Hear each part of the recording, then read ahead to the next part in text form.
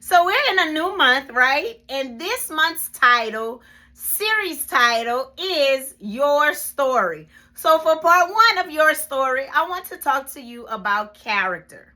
Now, when you're reading a book, they have what? The character. You have to think about a character. You think of you picking up a book, you're looking at the cover of the book, you seeing like who is the character in the book. Well, when we're looking at your story, we're looking at it like a book, right? And so you are the character of your own story. Now, other people come into your story, right, and become characters. Some are seasonal, some are lifetimes, or whatever. But you ultimately are the main character in your story, your book called life.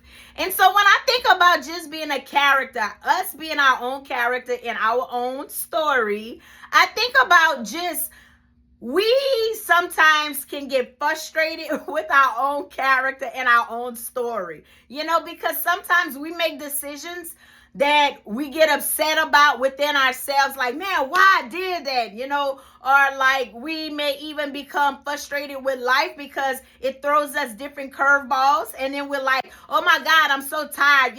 Sometimes, let's be honest, we can even get to a place to where we want to trade lives with other people. Facebook, or even social media in general, people are only going to post what they want to post on there. People are not going to always post the things that's going haywire in their life.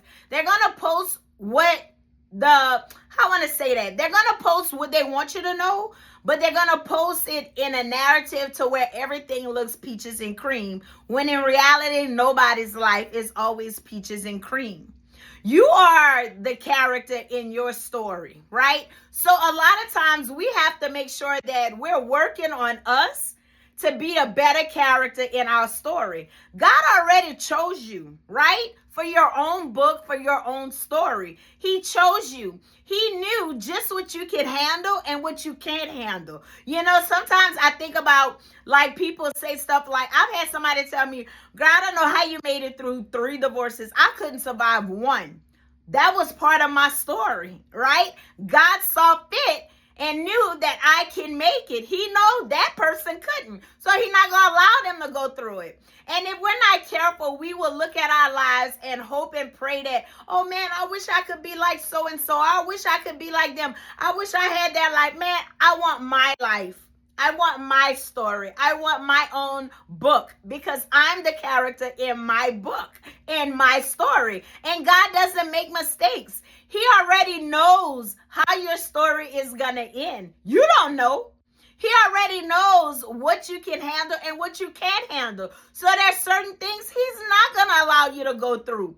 When I look back at just starting like this new job in November after 9 years of being with my previous company, and I'm loving it. It's outside of my whole field.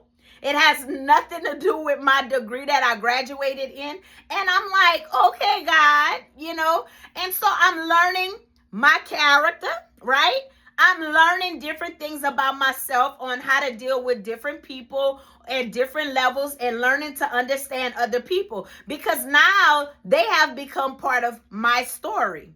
Some people come into our lives for seasons and some are a lifetime, but they become part of your story. And so I know, like, for me, I can honestly say that, like, sometimes I may get frustrated with certain things in my life and how things is going. But then I turn around and I say, okay, God, self-evaluate. Okay, God, what are you trying to teach me? Because he already knows my story. I don't know my story. So every day we're walking day by faith, trusting God that he's going to make a way, provide for us, and that everything is going to work out for my good. What the devil meant for my bad, God's going to turn it around for my good. That's his word, And so if you are looking at your story and you may not understand it, it's not always for you to understand. God's ways are not like our ways. So my question to you today would be, do you trust God to continue writing your story? That's a food for thought, because guess what? God don't need our help. Amen?